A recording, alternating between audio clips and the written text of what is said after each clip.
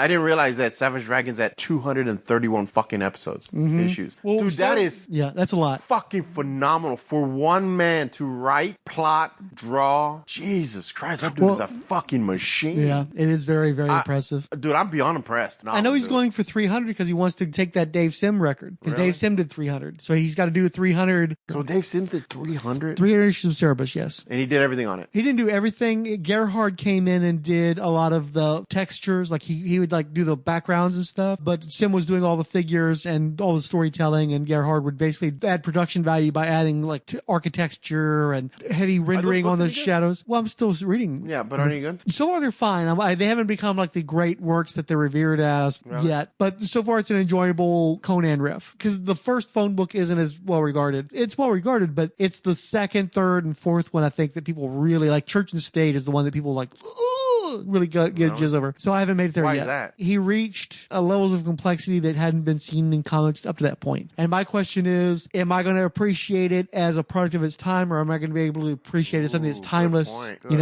point. So we'll have to wait and see. That's a very good point, because I did notice some stuff when I was going through these books that I kind of was like skimming did not hold up very well at all. I was shocked. Yeah. Because I remember at the time, I'm like, oh, this is fantastic. And then I was rereading, I'm like, Yeah. So it'll be interesting to see. I think that people don't talk about Cerebus as much, not necessarily because it lost its luster, but because Sim has been outspoken in some very problematic ways about subjects like feminism, women in general. Oh, really? Was he kind of like a slap a love kind of guy? Not so much that, but he views women as a void that sucks up all of men's creativity and life essence and shit. Is he gay? No, he's straight. A lot of people think he's kind of a creepy MRA kind of dude. So that's MRA? men's rights activist kind of mentality. I didn't know that. I don't know that he is. I'm saying that I never heard that term, MRA. Oh, you don't? Oh, MRA is a big thing on the internet, especially. Men's rights activists. Yeah. Holy shit. Oh, yeah. So, welcome to Spawnometer. I'm Diablo Frank. With me is Senor Fix It. And today we're going to discuss Spawn number 10. Came out on May the 11th, 1993. Other number ones that had come out around that same time were Deathblow, Bloodstrike, Shaman's Tears, Stupid, Youngblood Battle Zone, Tribe, Shadowhawk 2, the second miniseries, which ended up being incorporated into an ongoing series, and the Brigade ongoing series got started. We also saw the first trade for the Savage Dragon. The issue we're covering is called Crossing Over. It was dedicated to Don Heck. He was one of the guys who's best known for Iron Man back in the 60s. Okay. I remember hearing the name, but no, I don't know who it is. And I checked, he passed away a few years after this issue. R.I.P.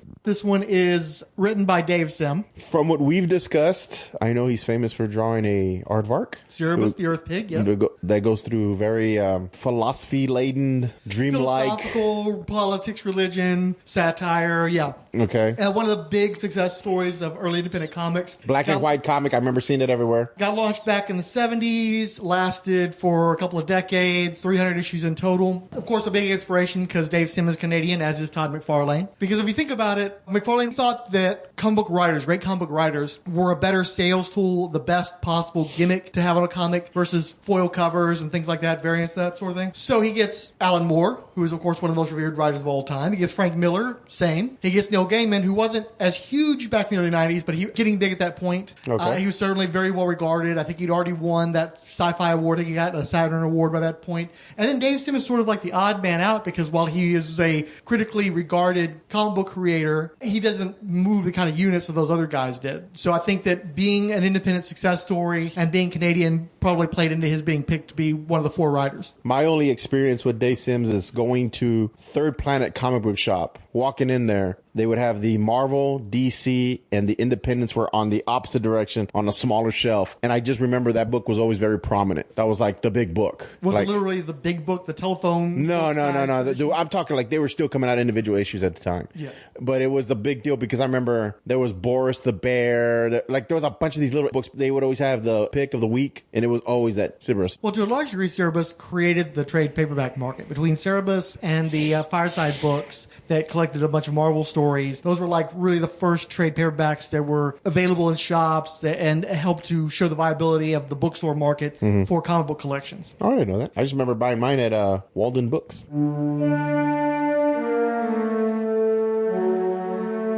He came to our city in the early dawn. But though later he would be called the finest warrior to enter our gates, at the time he was but a curiosity.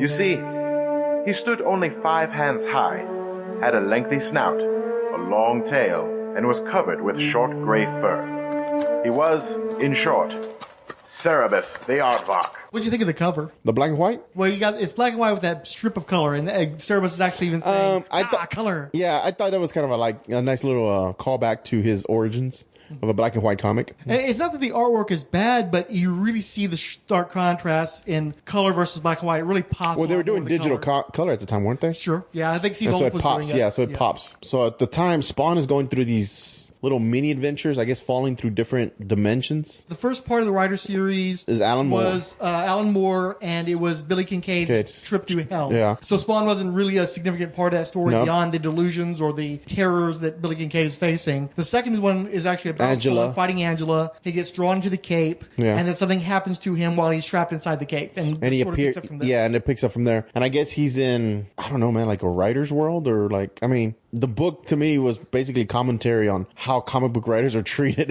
It really didn't feel like a Spawn story. It's basically him standing on his soapbox and preaching in comic book form what he felt. I agree. I mean, it starts out, I am Spawn, I am not Spawn. I am Spawn, for I share all of his memories. I remember my death. The skeletal face which haunts his days and his nights haunts me as well. Blah, blah, blah. And then, I am not Spawn, for I know many things Spawn doesn't know. I know the names of the two detectives who pursue him. I know when and how they finally meet. I know why they call the little one Twitch.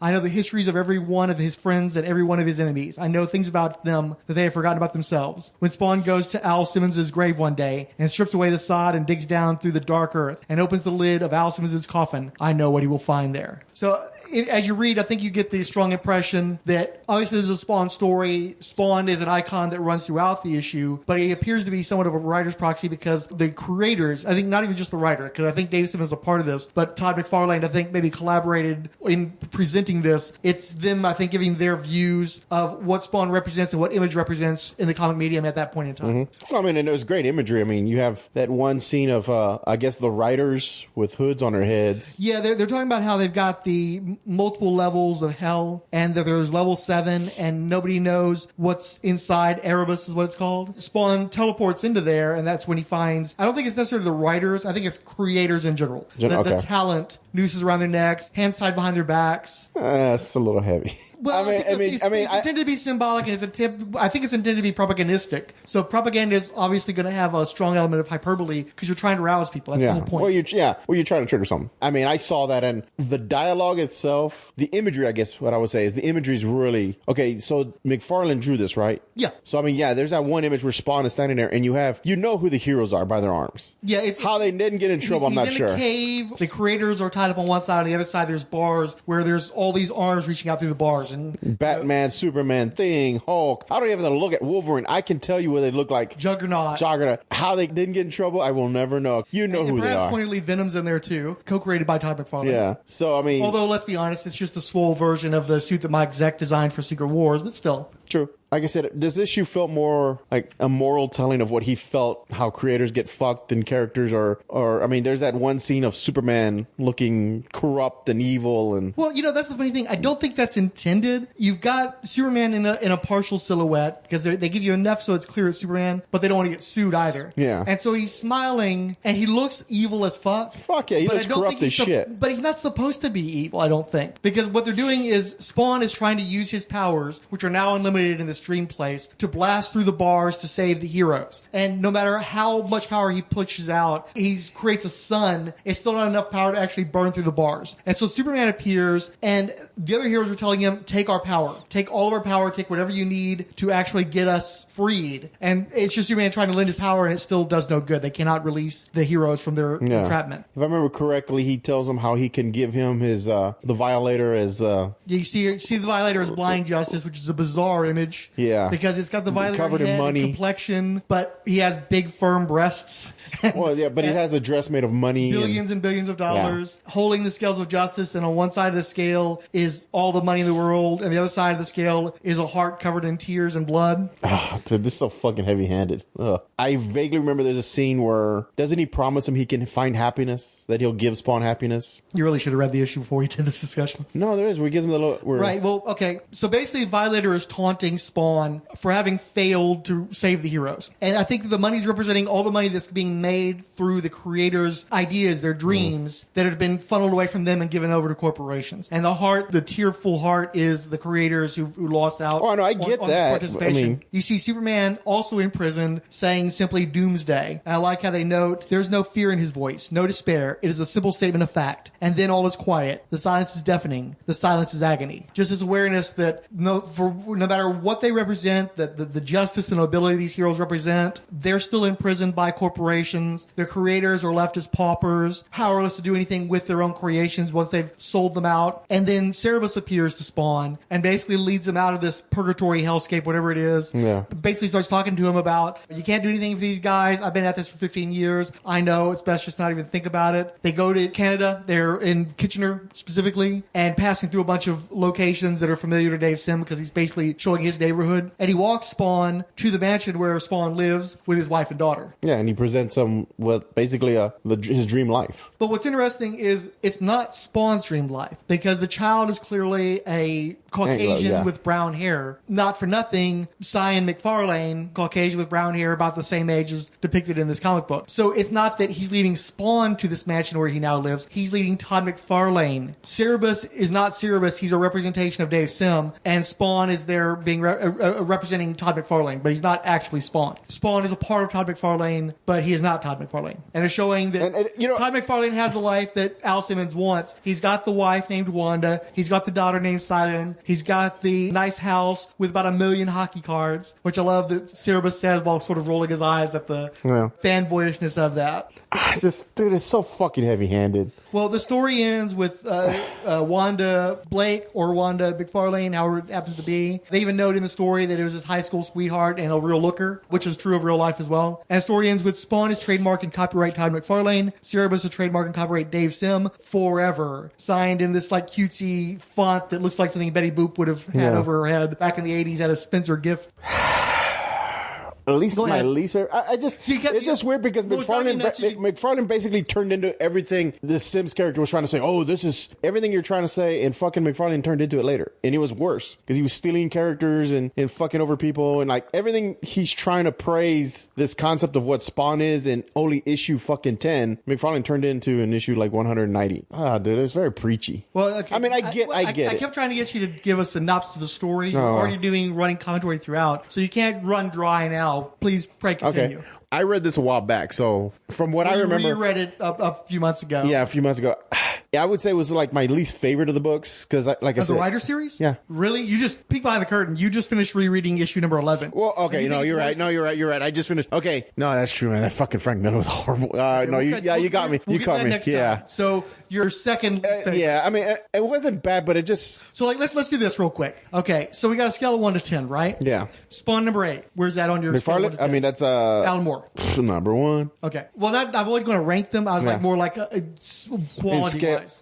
Is it a 10? Is it a... it's a 9. It's about a 9? Yeah. Okay. It's very Alan Moore. He definitely put work into it. Okay, next one. The game and issue? A 9. Those were good. So you think that they're on a par? Yeah, they're par. Yeah, no, I mean, they're character building. I mean, they got a character. They gave you story. They gave depth to the character. They gave you a story of what happens to these characters outside of Spawn. Spawn is having his adventures. These are adventures of these characters. I enjoyed them. I think that the game and issue did more to build the mythology of the Spawn universe than probably any other single comic book that they ever came out with, including Spawn number 1. Alan Moore's was about Billy Kincaid and the Hell, and that's it. Yeah. You're right. More. I would say Neil Gaiman is probably the linchpin in the Spawn universe because he explained why they are, how they hunt them. What McFarlane had done to actually give it scale. Yeah. Like with Spawn, it's like I was a Black Ops agent. I cut a deal with the devil to come back to visit my wife, and that's sort of where it ends. They don't really go any greater detail than that. The forces of hell are going to try to push them to do what they want to do. But even then, you're not sure of what he is in hell. Like you just know that Malbolgia sent him back, and that's it. You don't know he's a soldier. You don't know he's part of an army. Well, I think they said you don't know he's going to be a general. But you didn't know there's consequences to him not achieving his goal. You don't know who he's going to fight. You don't know what kind of army he's commanding. You don't know what are the consequences of running out. I mean, at this point, dude, all we had him fighting were fucking mob robots. It definitely expanded Spawn considerably. Yes, absolutely. So that's why it's important. So what's number on this issue?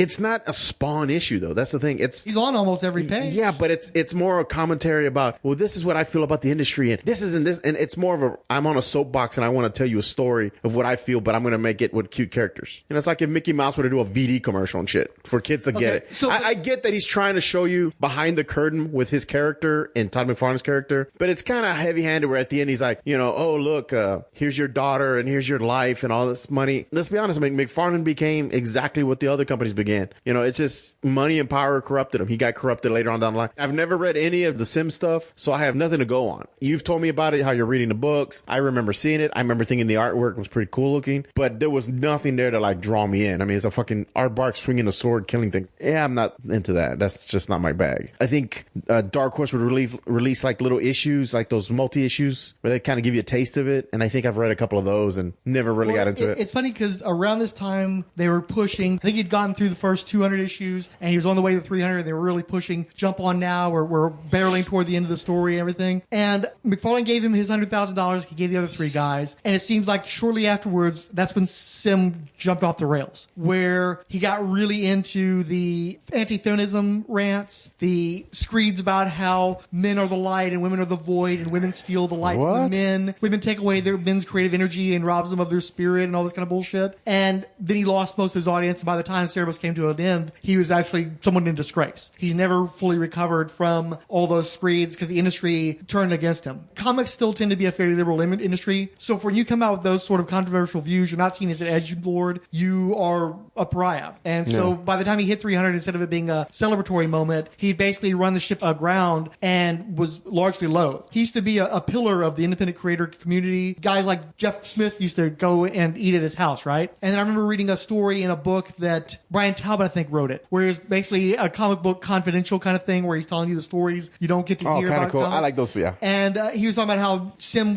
went on one of those rants in front of Smith about Smith's wife, and Smith like threw him against the wall and was about ready to beat the shit out of him. And Sim has contested that story, but that's one of those stories that are out there. So when you go from being a hero to guys like Jeff Smith to being a guy who's going to get his ass kicked by Jeff Smith, that's a pretty big turnabout. And I wonder if the $100,000 didn't do that to him. Now, Sim himself swears up and down that he's not a misogynist. And in fact, he used to correspond with a lot of his fans directly by mail. And basically, he told them that if you do not write a letter stating that you don't believe that I'm a misogynist or that I'm not a misogynist, I will no longer correspond with you. That's how far that went. So he wanted a loyalty letter. Basically, yeah. Wow. Yeah, So, that's first signs of an issue. Yeah, and I do wonder if that $100,000, that security that's provided, maybe allowed him to go completely batshit. Yeah. And in the years since, he became like a born-again kind of Christian, but he's like a Christian scholar, and he believes in a certain strain that's all about celibacy and retaining like your chi or whatever the fuck. And so he doesn't get laid anymore. He reads the Bible a lot. He does a lot of charitable work, though. I've read where he will like read the Bible and give his exegesis on that for charity and shit. Yeah. He's done some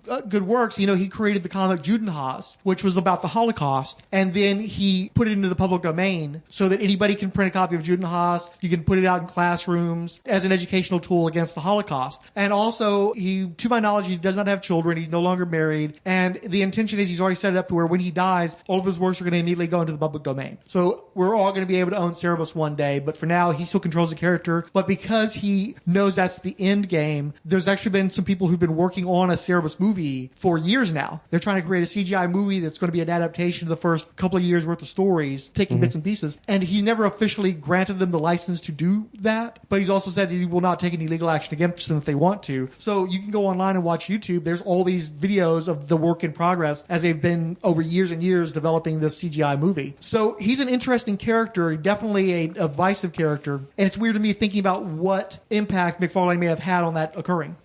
Huh. That's pretty cool. Actually, that's really cool. But onto this issue specifically, easily my favorite issue of Spawn ever. Easily one of my favorite Image comics ever. And among my favorite comic books. Because I wouldn't say this comic shaped my view of comics. I was already aware of the travesties that have occurred, the injustices visited upon creators by this point in time. But I thought it did an excellent job as being a sort of a manifesto for why Image Comics exists, why it's important for creators to maintain their creations. To this day, those two creators own their characters. Todd McFarlane is now working on a movie. He held on to his rights. He worked on a script for years until it finally got to a place where he wanted to be. He talked to Hollywood producers until he could finally not only get the movie made, but he's going to direct it. He got the star that he wanted, and he's doing it all his way. No comic creator has ever gotten to do that with their own movie. The closest would be Frank Miller with Sin City, where he contributed to the direction that Robert Rodriguez did, but he didn't get to write the fucking script. He didn't get to fucking actually direct the movie. He only ever directed that one movie that nobody wants to talk about. Yeah, The Spirit. Right. And maybe that's what McFarlane should take into because I have a problem. I respect that he's like, I'm doing it my way, and I'm sure they're playing Frank Sinatra in the background for him. But that's not your forte, man. Like, okay, you did it your way, and it's going to probably be a shitty movie. I really do think it's going to be a shitty movie. I think he was really upset about the first one because everyone else did. Come on, Todd. I mean, you've been riding Spawn, this dead horse, for a long time here, buddy. Well, let's not talk about the movie too much because we'll probably cover that in the Spawning Ground mail section too. Okay. More. But I do think that Todd McFarlane is probably a bit of an asshole. He's definitely obnoxious, and he definitely grates on people. I mean, he's full of himself. I mean, he's one of those guys like, don't tell me I can't do it. I'm going to do it. And that's fine. But those people tend to also have that sense that everything do is great. And it's like... He has some perspective. Like, he of all the image creators, what has he ever one of the filmed? guys who's been most critical of his own artwork. I think that one of the reasons why he stopped drawing is because he doesn't have confidence in his own artwork. No, he said it took him too long to do all the little detail. It was his big... But also, he doesn't feel like he could ever have the impact today that he had back then. He feels like the industry's kind of progressed past his style. And so he's very self-conscious that he just doesn't think he's good enough to be who people think he should be as Todd McFarlane. No, I think he doesn't think he's as good as he thinks he should be. But I think he, like, when he was inking Eric Larson during his run, I thought it looked really good. I think he's done some really great works in inker. I still think his artwork looks solid today. I don't think he's lost that much in terms of ability. I just don't think he wants to produce full issues of anymore either. Well, no, I mean, I'm sure he's a busy guy. He has to be super busy. But I think he's also the type of guy that if he takes a misstep, it's going to be a huge shot to his ego. So he'd rather freeze himself in time at that nice little spot where he felt he was at his peak and just say, well, that was me and that's it and I'm not going to do anything. Well, also, too, the dude became a entrepreneur. He runs businesses. He's working on a movie. I think he's got other worlds to conquer and he wants to do some other stuff. Being stuck in a drawing board drawing comic book is kind of a drag. But before we get... I don't want to get too far. We're running out of time. Okay. I just want to say that I love this comic. I love that it basically tells you the philosophy of image, whether or not it's worked out in practice or not. It's like, look, as long as you're creating for these companies, you're selling your children, you're going to come up with some great creation if you're lucky. That creation is going to have a life on its own. You're not going to be able to profit from it. You're not going to be able to have any say over it. It's just going to be whatever the companies decide it's going to be, and you're going to be left in the dark, in the cold. No control.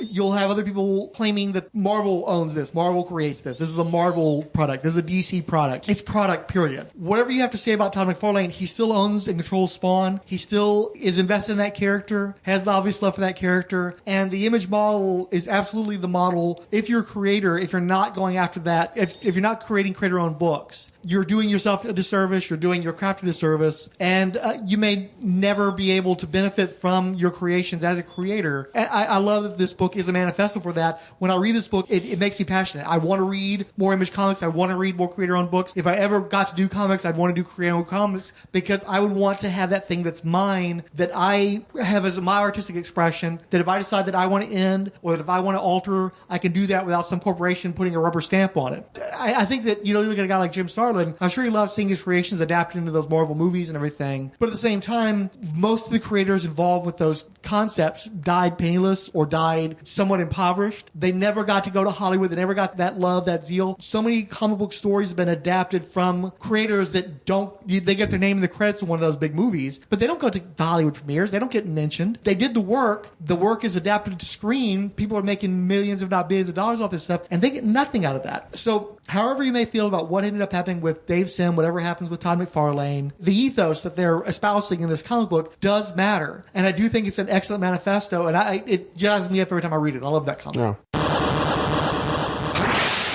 Like I said, I just read that and then I realized that Todd basically turned into everything he swore up and down he would never be. And I'm not sure if that's entirely true. I think there's elements he's been sued. He's screwed over people. He's screwed over artists. He's stolen likeliness. I mean, I think he's made mistakes, obviously. And I'm not. The only difference is Todd McFarlane apologist, but I also think perhaps he gets slagged on disproportionately, especially when you take into account the degree that he's had nonsense shenanigans. In no way compares to any of the other big companies. Oh no, but they've been around, dude, 10 times his time lifetime. I mean, he controls this stuff. Yeah, come on. Dude, since Kirby and them have drawn, they've all got screwed. How many of those guys got? Oh no, they all got screwed. They all got screwed. Yeah. I mean, we watched that documentary about them where they were just day laborers basically for comics. They just drew comics and had no say. I mean, they drew the stories. They let them create, but they're like, but we own this. I mean, that sucks. I realized that there was not a work-for-hire contract in place when it came to Neil Gaiman on the Angela issue. I still think that Neil Gaiman is an asshole for expecting to make all this money, because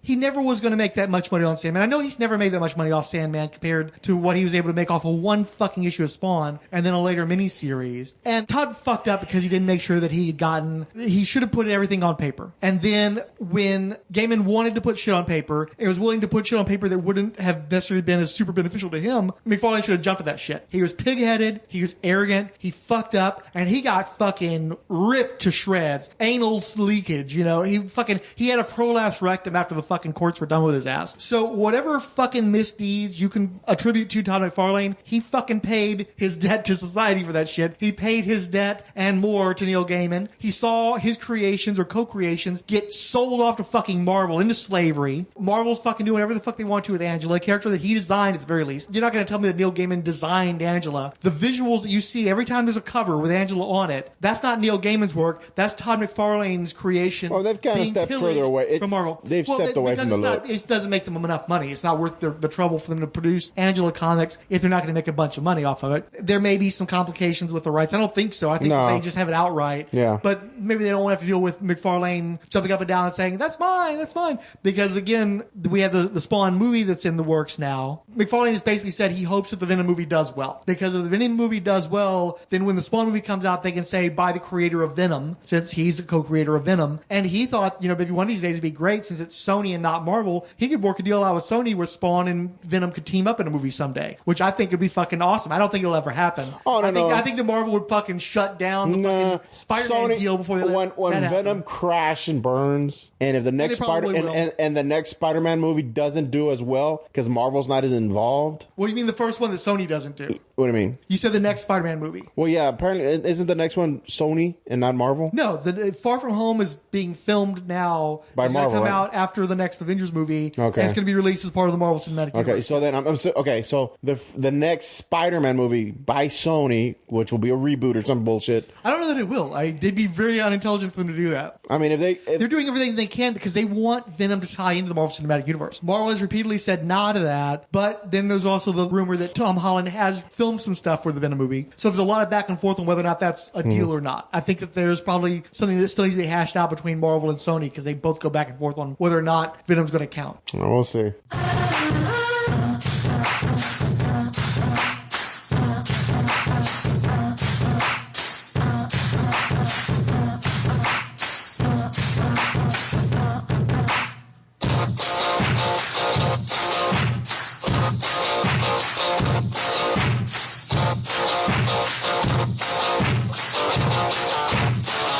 According to Mike's Amazing World of Comics, Infiniti debuted on October the 16th, 1992, as the star of the first ever Extra Image Presents, a planned floating anthology feature in their titles. However, Shadowhawk number 2 featured the second part of the story, and the first part in Brigade number 2 shipped a week later on October 23rd, 1992. No Image title shipped in November of 1992, but Infiniti was back relatively early on December 4th, 1992, as a backup feature in Supreme number 1. In typical Image fashion, the final chapter was delayed until March 16th, 1993, where it remained in Supreme number 2. You read the story of Infiniti. Can you tell us what happened in that book? Or in those chapters, I should say. At the very beginning, there's some kind of faceless robotic creature that seems to have escaped some institution. It's like teleporting or time light not being. Not just faceless, but it has something resembling a head and arms. It's onyx colored, and it's wearing a brown trench coat. There's no legs, and it's referred to as Enigma. Well, yeah. Well, he doesn't say the name until later on when he meets Infiniti. But I thought Ziggy from like Quantum Leap type thing. Like apparently it's leaping. Is it leaping through time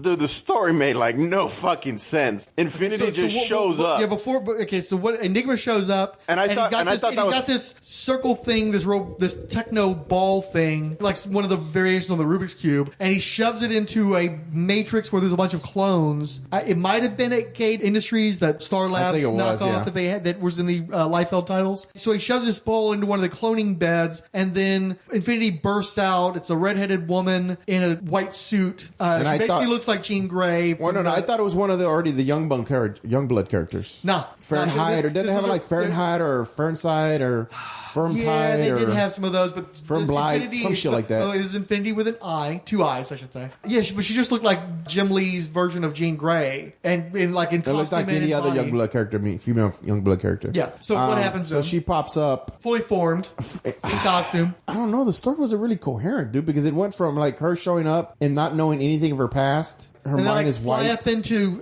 space. She grabs them and she grabs Enigma, and they're flying into space. Before she stops, it's like, okay, I don't know who I am. I don't know what I'm doing. How did we manage to get halfway to the moon? Yeah. Let's go back to Earth. They come back to Earth, and then we're introduced to Ripcord. Yeah, who's this assassin dude. So there's this Senator Edward Rife, and he is trying to expose the misdeeds of a former CIA director named Jedemiah Hagstrom. This is announced in a guest appearance by Spawn's Connie Chung alike. And basically, this senator guy is trying to expose that this ex-CIA director was working with terrorist organizations. And in order to stop him, they hire Ripcord, who's supposed to get extra money by being discreet and not letting anybody know that he was assassinating the senator. Except when he does go for the senator, he does it in public during a speech so that everybody sees this dude. And he makes a point of introducing himself as Ripcord to the media. Yeah. So that was money well spent. He's attacking, and Infiniti comes to his rescue and begins to fight Ripcord. And they drop a building on Ripcord, and I think he dies in the end. Well, no, she rips his arm off. Oh, no, I think that she dropped the building off of him, and then she picks up the arm after she squished him. Oh, okay, I thought she had ripped his arm off. And then she's like, oh, I don't know who I am or what I'm supposed to do, but I guess I'm supposed to protect you, Senator. And the Senator's like looking at the Washington Monument. It's taking place in around Washington, D.C. Yeah, and he looks at it, and they're looking into the setting sun, and I'm assuming she's a protector of D.C. now? Or?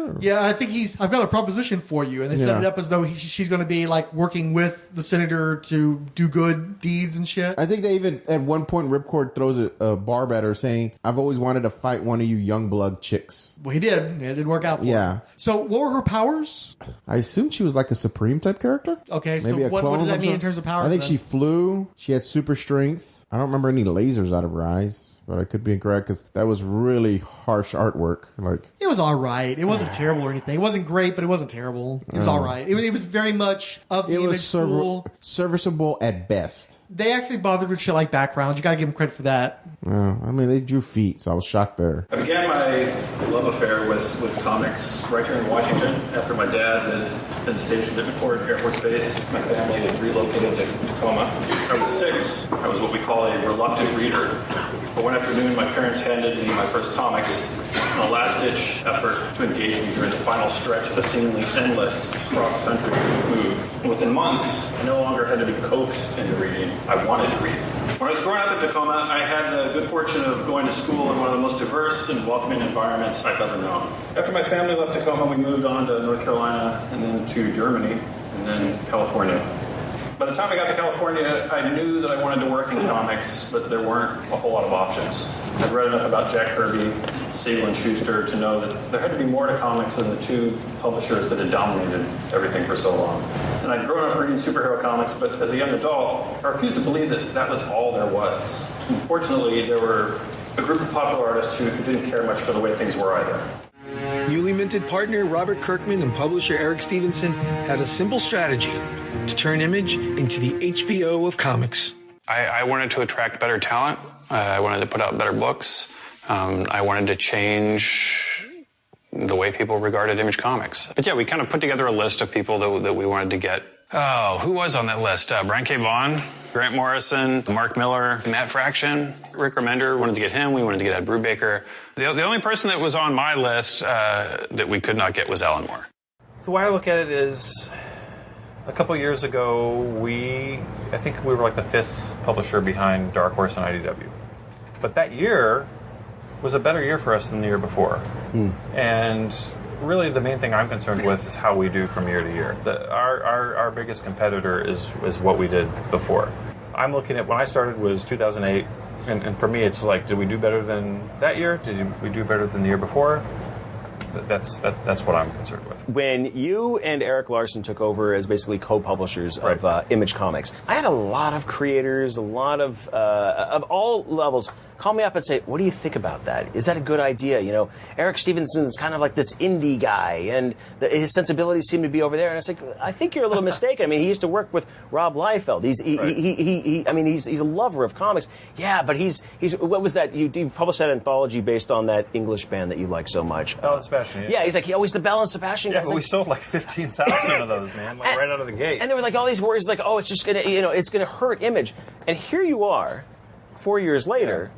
And firing on all cylinders, and all the creators that are working for you are bringing your A game. And interestingly, and I will never say who, some of those creators who called me and asked if it was going to be okay are working for Image today. Well, I mean, it's just weird because, I mean, I don't know if you and I personally have talked about this before, but I know I have talked about it before and I've written about it. But when I was growing up, all I read was Marvel Comics. And I'm not ashamed to say that. Up through, I don't know, like the mid to late 80s. That was all I was into. When I stopped reading comics at that point, and I went to college, I came back to comics at a certain point, Marvel was what brought me back in. I have a huge enthusiasm for superheroes and for science fiction and all kinds of stuff. But the main thing is I love all kinds of comics. I am a comic book fan. I'm not a fan of a specific company, a specific genre. I just like comics. And yeah, to me, I mean, I heard some of that myself, and it was just one of those things where it's like, wow, you don't really know me very well. So the character was created by Eric Stephenson and Richard Horie. Richard Horie is best known as a colorist. Along with his wife, Tanya, he's worked at DC and Marvel and did so up until around 2015. He actually did coloring on a number of the New 52 books. Before that, he was a penciler and inker. He did so exclusively for Image and primarily for Liefeld's Extreme Studios / Maximum Press / Awesome. Eric Stephenson was the writer of the project. Now, he worked with Rob Liefeld and Jim Valentino in the proto-Image days before Image Comics actually existed. He was there, like, helping them move into offices and shit when Extreme was getting formed. He contributed to Extreme Studios from the very beginning as a writer and an editor. He also worked under both Jim Valentino and Eric Larson during their 10 years running Image Central before ultimately succeeding them. He has been the editorial head of Image Comics since 2008. He was nominated for an Eisner for his writing on the series Nowhere Man, and most recently he wrote They Are Not Like Us. Did you ever read that book? No. It's actually pretty good. It's sort of like what if Stephen King wrote The New Mutants? Or it also reminded me a little bit of Psy-Force. Basically, it was like, what if you done the X-Men, but done it more realistically and done it with the type of metaphysical stuff that you had being explored in the 70s and 80s. Telepathy, telekinesis, precognition. I think some pyrokinesis was in the mix. And so basically you had this group of kids that had been gathered by this one rich dude to all live in a house together and explore their powers. But the one dude was kind of like wanting to control them, and he's sort of a bad dude, and they end up turning up against him. And they're like, government agencies are after them and shit. So it very much feels like Stephen King stuff in the early 80s, like Firestarter and Carrie. Kind of sounded almost like John Byrne's Next Men. I can see a little bit of that in there too. Yeah. I liked it. I bought the 2 trades that came out. It ended before they came out with the 3rd trade. And I liked it enough to where I bought the 2nd trade and I intended to buy the 3rd trade. But I can't tell you the names of any of the characters. I forgot most of the specifics of the plot. So it was solid. It was good enough to get me to keep buying it. But the fact that they never came out with a 3rd trade. I'll borrow yours and take a look at it. And then he also did Nowhere Men, which I've never read. I've got the trade. I actually brought it with me. So if you want to read it a later date, I'll kick it your way. He ended up doing some pretty good stuff later on. He's obviously been hugely important to Image Comics, though, because he's the one who really set them on the path to becoming the 3rd biggest publisher in the country. And now that DC's moved out of the previous catalog, that's like their premier book that's still in the actual catalog. Because I don't know if you noticed, they reorganized the previous catalog where Image is now at the very front of the book. I haven't looked. You were going to say something, though? Oh, no, just when you kept saying Nowhere Man, I kept thinking of the Beatles song. Earlier this year, 2018, Eric Stephenson was named to the Image Board of Directors. So he's the first member of the Board of Directors of Image Partner who is actually created by Image, who came up through the Image system, has worked mostly at Image Comics. And so you're wondering, why did we cover Infiniti? Yes. Well, I'll give you some landmarks. She is the 9th Image solo strip to appear in their own comic book story because both Pitt and Bloodstrike debuted as pinups and they hadn't had stories yet by the time she debuted. She's the first Image property created by a non-founder. She is the first co-created by a writer who also ended up becoming a Image partner. Retroactively, she's the first character created by an Image partner known as being a writer foremost. She's a first property created exclusively by Image Comics talent. She's the first solo Image heroine. They'd never had had a female character leading one of their books up to the point that Infiniti was created. She's the second Image property with a non-white creator because the Wildcats were created by two Koreans. Yeah. And I believe that Richard Horie is Japanese. The name itself is Japanese. And from pictures, he's not a Caucasian. And it's tied with Wildcats for the third completed initial Image story arc. The Savage Dragon miniseries had ended by that point, and the first arc of Spawn had ended. So she got a complete story almost sooner than anybody else. She also, of course, had some problems because this was the first Image story created by untested, no-name creators. She has no actual origin story, but they did make sure to give her a logo. Yeah. I guess her powers are flight, energy blast, and maybe she's a super seamstress because at one point she's looking at an outfit in a shop window, and then she materialized that outfit on her. I don't know if she created it from scratch, if she teleported it, if she could become a material. It doesn't say. There's no actual story here. There's just the fight, and she just sort of turns up. There's no actual characters here. Nothing's done with any of these people. I hated that they have those high-tech grunts that show up out of nowhere, and they've got like all this armor and shit. They might as well be Cobra or Stormtroopers because they don't do anything. They just happen, like everybody had to be like super high-tech in the Image books. You couldn't just be a thug with a gun or something. So it was already like a cliche by the time Infiniti showed up. Not a great character, never appeared again. She never was explored in any way, even though she had some loose ties to the Extreme Universe and to Youngblood specifically. But she is an important character in the history of Image Comics, or at least an important footnote, I would say. So I just wanted to give her a little bit of attention because last year when I went to Heroes Con, I decided since it was the 25th anniversary of Image Comics that I was going to get a jam and have alternative comics creators that predated the Image creators draw the Image characters sort of in honor of Image. Of course, a lot of these guys didn't give a rat's ass about Image Comics and hated the guys who made up Image Comics. So I think a few of these dudes, particularly Los Brothers Hernandez, were not thrilled to be working on the Image characters for me, but they did it, and I appreciated that. Were they pretty cool? The Hernandez brothers? I don't think that they were has to be at least cool. I don't think that they were thrilled to be drawing Image characters requested by me, and I didn't come up to them telling them how much I loved Love and Rockets. So there was not like a mutual love fest between the two of us. But in typical Image fashion, the piece is not quite done yet. At the end, I turned it over to Evan Dorkin, and Evan Dorkin's like gone crazy with all these background materials, adding all these different characters and stuff to basically complete the piece. But it's also been over a year now, and it's still being worked on. So it's he still has it, or what? He still has it, yeah. So it's definitely an Image jam because it's going to come out like on the 26th or 27th anniversary. And it'll probably, because I want to get it colored. So it'll probably, by the time I get it back from Dorkin and get it colored, it'll be like the 28th anniversary. Does he know he still has it? Oh yeah, I just talked to him last week about it. Right. Yeah. So, and he's done great stuff.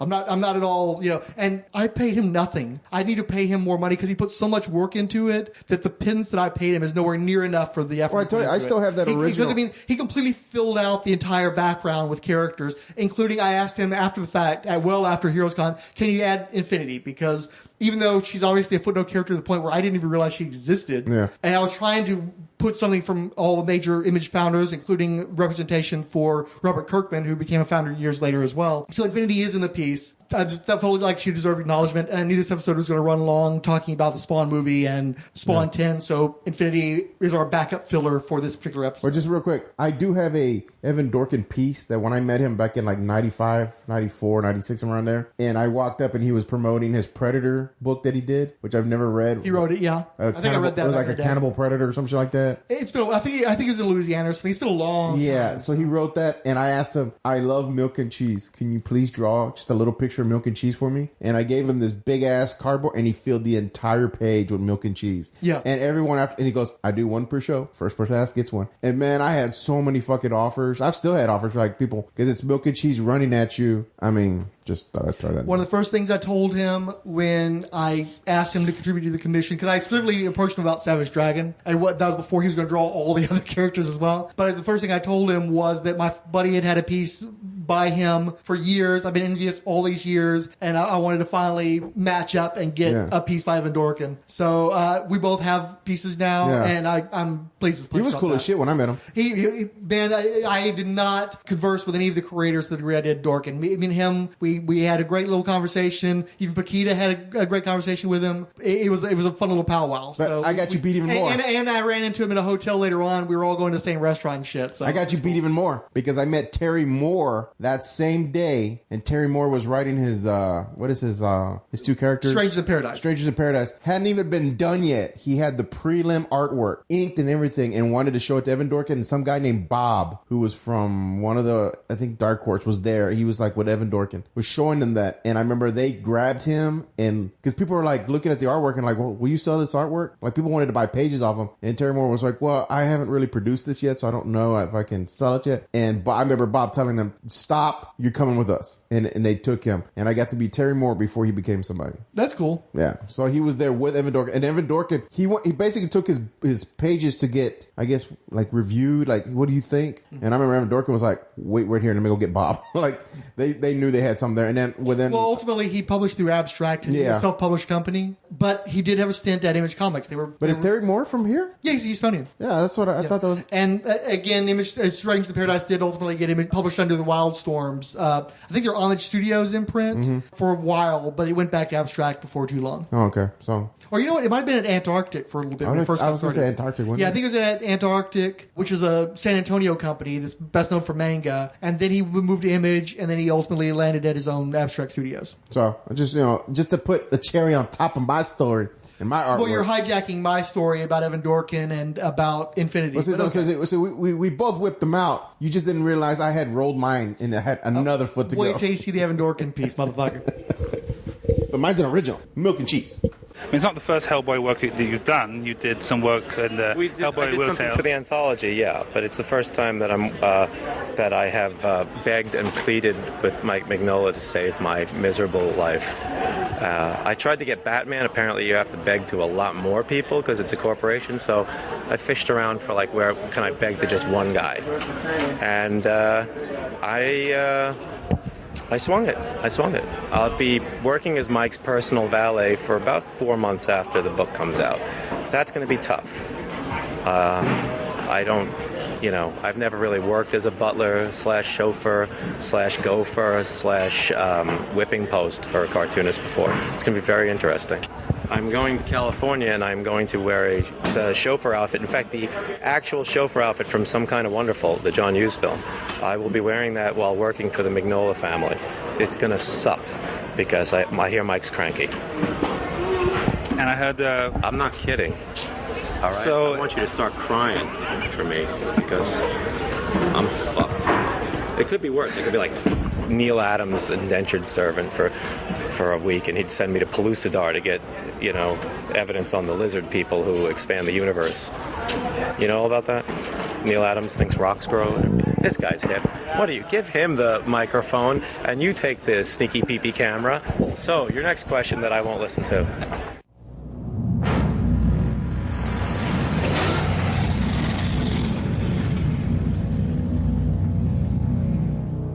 So what do we think about the Spawn movie? Again, first-time director. I can do it. Micro-budget, $10 to $12 million. Yeah, I mean, I think it's going to be The Spirit Part 2. I hope not. I watched The Spirit one time. My soul ached afterwards. It was so bad. Like, I thought if you could write a comic book, you should be able to direct a video game type movie. And it was a waste of Samuel L. Jackson. It was bad, dude. Like, dialogue wise, even. It was just fucking bad. It was a train wreck. I'd rather have seen that fucking Sky Captain movie again. Yeah, Sky Captain: The World of Tomorrow. Yeah. Also a really bad fucking horror. Yeah, McFarlane, the last time I read McFarlane writing, because I've read Spawn since then, it was being written by Eric Larson at the time. And before that, I was reading the David Hine run. When I tried to read the Todd McFarlane, Simone Kazierski run, whatever that was, it was some of the worst fucking comic books I've ever read in my life. It was fucking horrible. I bought those comics for like 25, 50 cents a piece, and I wanted refund. It was so it was terrible. Boring and ugly and stupid and just bad all around, but mainly boring. So I fear that that's what we're going to get with the Spawn movie, that's going to be Sam and Twitch. It's like, I'm not showing up for Sam and Twitch. Get the fuck out of here with that shit. But my understanding is they're trying to do something hard R. He wants to do a horror movie. I suspect it's going to be kind of a 70 kind of thing going on. Like a Grindhouse? Huh? Like a Grindhouse type film, or? No, like Seven. Oh, like Seven. Oh, Yeah, okay. where it's going to be kind of dark, but not big budget dark, and maybe a little CGI for when Spawn shows up as maybe the person who's going to bring to justice whoever's the people that Sam and Twitch are going after. I hope it's good. I'm definitely rooting for it. Given that we have a show about Spawn, I definitely see us going to the theater and seeing the Spawn movie when it comes out and hopefully showing our support. But I'm not optimistic about it being good. I have a lot of reservations for it. I feel his ego is pushing him to do this. If he was smart, he would have said, "Hey, look, I got these writers that wrote these great horror movies, and we worked on the script together. I've worked with this director guy to kind of learn." He's done none of that. He's just like, "I'm going to make this movie," and I feel like we're going to get a fucking TV movie. Like, he literally just sit in front of the camera, point the camera, and say, I think he's going to be like the famous Lucas thing. I feel it's going to be a famous Lucas scene where it's like faster, no, slower with dialogue and shit. I don't see him. He's never directed anything. I know, but I think he's the kind of guy who's going to sit there and I think either he's going to try to be like a fucking Scorsese or some shit, which he can't. He hasn't built up to. Or I don't know, man. I really think that you're underestimating McFarlane. I realize. No, I'm giving him his due. His thing is all about I could do this, but he hasn't proven anything. He did direct some animation though. He directed that Pearl Jam music video. He's done some animation, but you also have to appreciate one of the reasons why Robert Rodriguez was getting Frank Miller involved with the Sin City movies is he recognized that the comics had essentially storyboarded the movie. All he had to do was shoot the storyboards, and he had a movie already. Yeah, we did that with 300. But he got Frank Miller after Frank Miller had basically burnt out and ceased to have any talent at anything, right? And there's no indication that Miller was a guy who could direct people, who could interact with people, because he was a guy who hid behind a drawing board all day fucking long.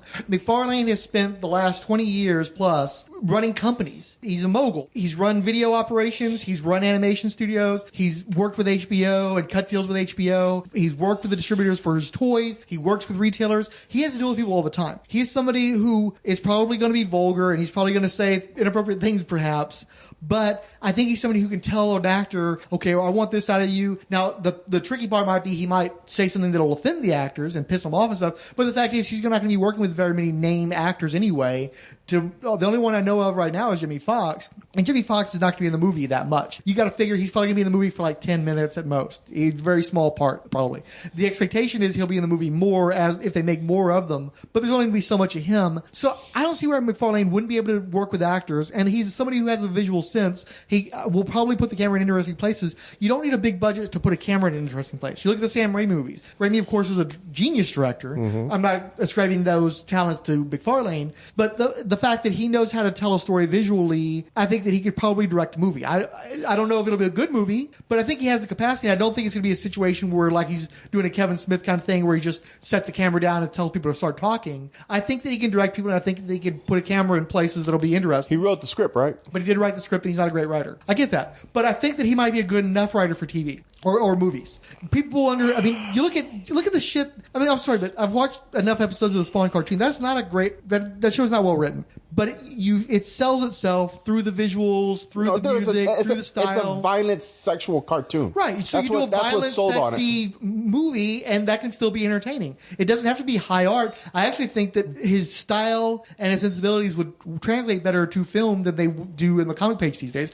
I don't think that he's daring enough in what he's trying to do in the comics, especially when he was doing the shit with the white dude. I don't remember his name right now, but when he was doing that run of books, that could work better on screen than it does in comics. So I'm not saying I think it's going to be a great movie, but I'm hopeful because I can see that he's got the skill set to where it could be all right. It could be pretty decent. I think that I have more optimism for McFarlane than I would have had for Miller even back then. We didn't know how bad Miller was going to get back when he did The Spirit, but I think that McFarlane has already demonstrated that he has more skills necessary to direct a movie than Miller had. And frankly, I think he showed more screenwriting chops too, because one of the problems that Miller had when he was trying to be a screenwriter is he kept writing for comic book budgets. Comic books have an unlimited budget, where like when he did the RoboCop movies, he wrote so much shit that didn't translate well to screen or it cost a bunch of money. They ended up taking his script and breaking it up into two different fucking movies so they at least get budgets for those two movies. So I think that McFarlane has a more realistic idea, in part because he has to deal with money all the fucking time. time. He can manage people. I think you're underestimating what he can do. That doesn't mean he's going to do anything good in terms of film. I just don't think it's fair to underestimate him. And I really think you're too hard about like, oh, he's fucked over all these people. It's like most of the people he fucked over, one of the reasons why he got into trouble is because they were also moneyed people that could go after his ass with lawyers. Tony Twist went after his ass because he did something stupid. He named a character Tony Twist, which was the actual legal name of an athlete who had millions of dollars to sue his ass with. And so he went to court and it cost him a boatload of money for lawyers. It cost him a boatload of money in settlement fees because he ended up getting something like a $15 million judgment against him that became a $5 million budget. I'm not saying McFarlane hasn't done some stupid shit, just like spending $5 million on a baseball that ended up being worthless a year later. But he had the money at the time to be stupid with his money. I don't think he can be stupid with his money now. And that was 15, 20 years ago. One would hope that he would have done more with himself since then and smartened up since then. So don't be so hard on the guy. He's never fucked people over the way that the big corporations have. He pissed off Brian Michael Bendis by being a dick to him by firing him off of Sam and Twitch when he found that he had jumped ship to go work in Marvel.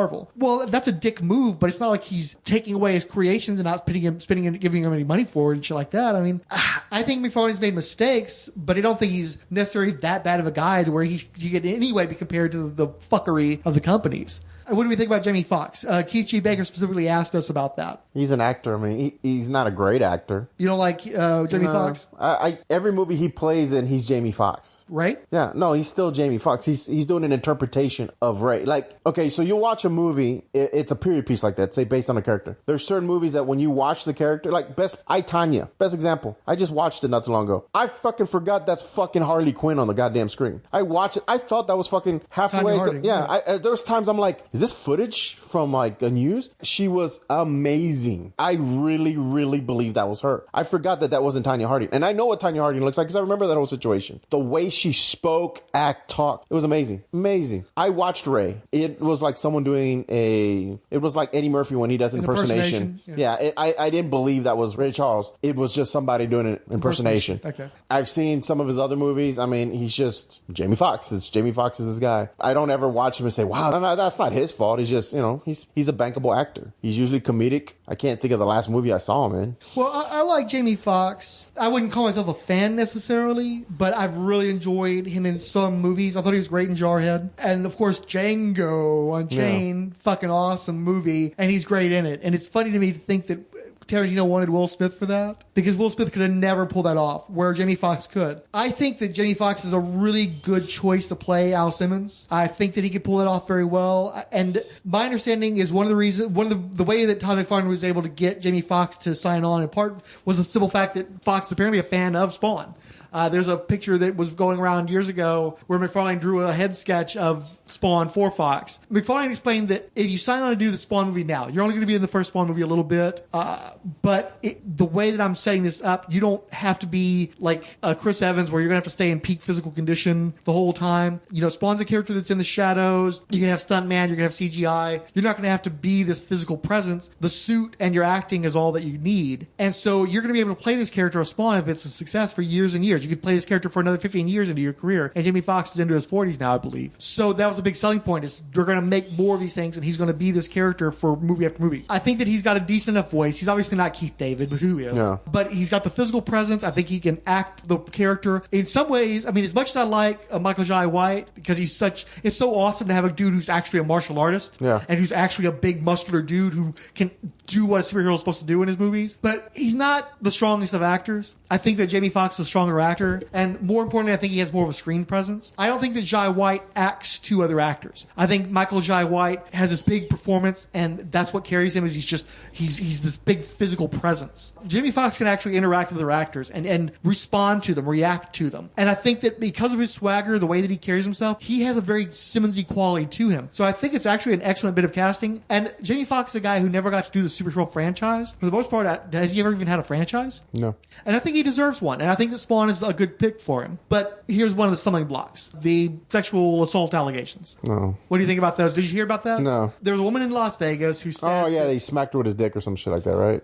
Do you remember any more than that? No, somebody was making a joke about it I overheard, like on some radio show or something, that he used his penis as a battering ram or some shit like that, or I don't know. Tapped her on the shoulder or some shit, I don't know. In Las Vegas, I think 10 or 15 years ago, she's at a party with Jamie Foxx. Jamie Foxx people brings her over to come hang out with him. At some point, his penis made made a presentation, and he basically was trying to get her to suck his dick. And she refused, and at some point he slapped her in the face with his dick. And so 10 to 15 years later, she went to the Las Vegas Police Department and reported him because she wanted to make sure that if he'd never been doing anything like that to anybody else, that it was on the record that he had done that, and basically as a show of support if there were any other sexual abuse allegations against Fox. So far, none of them have come out. I'm a feminist. I'm a supporter of the Me Too movement. I don't know how she managed to run into his dick with her head. I know that Jamie Foxx is a big dick. You can see it online if you'd like. No, I'm fine. He had pictures that floated around there for a little bit. He can definitely get some distance with his cock. But for him to dick slap you, your face would have to be within a foot of his penis, of his crotch. Yes. So that doesn't happen on its own. If there was a story about security forcing her face into his crotch or something, but that's not the story. He apparently whipped out his dick and slapped her with it. So she managed to get into proximity of his dick. That's all that he did. Unless anything else comes out, stay out of the way of Jamie Foxx's swinging dick. I'm not touching this one at all. So yeah, I have no problem with Jamie Foxx. I actually think that he's probably a good pick as long as nothing else like that comes out, or more importantly, something worse than that needs to come out, and then I'll maybe start to think twice about that. So. Oh, okay, man. That just got really awkward at the end. So on the Brigade episode, Monkey76 liked us on WordPress. The Angela episode got a Google +1 from the Hammer Strikes. On Facebook, we got likes and shares from DeBache, Richard Field, and Derek William Crabb. On Tumblr, we got attention from Zegas, which is Michelle Fife. On Twitter, we got that sweet spawning from the 108 Sage, Ali Batts, Andy M. at All-Star Andy DC, Dr. Ange, Backseat Directors, The Bad Boy, Pico Django, Bone Dragon Comics, Carlos Digital, Cash Flag, Chris at Bad Books for Beginners, Charles Chuck Forsman, who, by the way, is the creator of the comic book End of the Effin' World, which was recently adapted at Netflix, and the Revenger series, Coffee and Comics Podcast, Dr. G Nerdologist, Ed Moore Jr., Fanholes Podcast, Gavin Higginbotham, Giddy Gus, The Hammer Strikes, History of Comics on Film, Into the Weird, which is Grant Richter's new blog or podcast, It's Plastic Man, Jacob Proper, Jeffrey Brown, Jennifer DeRoss, Joe Crawford, John M. Wilson's Podcasting Again, Kashif Ali, Christados, Kyle Benning Likes Comics, Longbox Crusade, Lost in Time, Merch, Nethead, Odell Abner Dracula, Paul D. Nolan, Relatively Geeky, Resurrections and Adam Warlock and Thanos Podcast, Richard Field, Ryan Daly, Sean Michael Ortega, Sean Phillips, Siskoid, Steve Sellers, Tim Price, Toll Booth, Varangian Vigilante, and Warlord Worlds. Comments came from Dorkness Delight, who thanked us for playing their promo. Joe Crawford wrote, Newest Spawn has the return of an old friend. Steve Sellers wrote, I remember liking the Angela Mini quite a bit, though it's been a long time since I read it. Such a shame that everything went sour when it comes to Angela and Spawn. Derek William Crabb sent us a gif of Barry and Levon with their $240 worth of pudding, which is from the State sketch show from MTV. Oh, yeah. Oh, yeah. Jeffrey Brown wrote, I have that issue of Spawn number 10. Now, upon my first reading in 2008, I was also watching the Spawn animated series, and I do remember reading the wordy Gaiman issue. I just thought she had a cool design, but like most things, I didn't get the action figure in the 90s. And Keith G. Baker wrote, any thoughts on Electro playing this part, rolled Spine? Oh, yeah, I forgot Jamie Foxx was Electro. I think we all need to forget that Jamie Foxx was Electro. That was fucking wretched. I still think that Amazing Spider-Man 2 is one of the worst superhero movies of all time. I don't know, we just watched Man-Thing.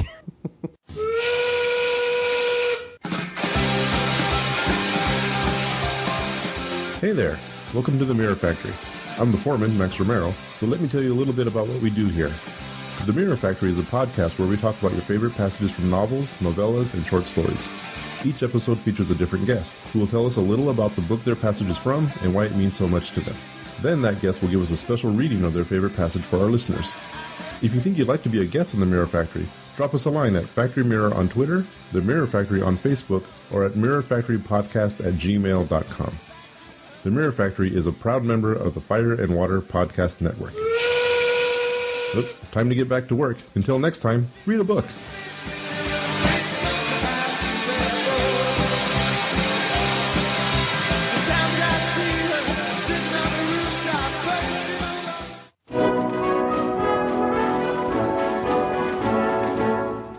Alexander Hamilton, Aaron Burr.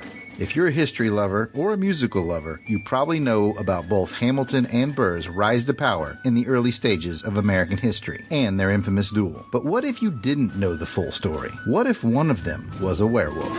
White Rocket Entertainment proudly presents a 48-page full-color comic book, Hamilton vs. Burr, A Werewolf Tale. Written by Jared Albrecht, the yard sale artist. Art by Nate Niles. Colors by Ace Wheely and Ken Solomon. Letters by Percival Constantine and edited by Johanna Albrecht. Hamilton vs. Burr, A Werewolf Tale. Available digitally on Kindle and Comics Central. COMIX Central. Prefer a print copy? Hamilton vs. Burr, A Werewolf Tale, along with my other published works, are available at theyardsaleartist.bigcartel.com. That's theyardsaleartist.bigcartel.com. Or you can buy it directly from me, creator Jared Albrecht, the yard sale artist, at any of my Comic-Con appearances. Hamilton vs. Burr, A Werewolf Tale. Get your copy today. You won't regret it. Don't take my word for it. Here's what Ming Chen from AMC's TV series Comic Book Men had to say about it. I really enjoyed it. A lot of great werewolf scenes in here. A lot of great... this is how I wish history would be told to kids. Books like Hamilton vs. Burr, A Werewolf Tale. That's Hamilton vs. Burr, A Werewolf Tale. Hey there, I'm Nathaniel with some exciting news about the Punch Like a Girl podcast. Oh, hey Liz, I'm just doing the promo. Tell the people about how the podcast we do together, covering graphic novels and trade collections starring female protagonists, is moving to, and actually I'm mansplaining again, aren't I? Uh-huh. Well, I can just here you go. Punch Like a Girl is joining the Fire and Water Network, and as of October will be found on the network feed and at fireandwaterpodcast.com. Is it okay if I just invite folks to join us in celebrating the girls who kick butt? I think you already did. Yes! Nailed it! Don't worry, folks. I'll keep him in line. This is a fan-produced, not-for-profit podcast. No copyright infringement is intended, and any use of copyrighted materials is believed to be covered under fair use. If you don't agree, you can go straight to hell!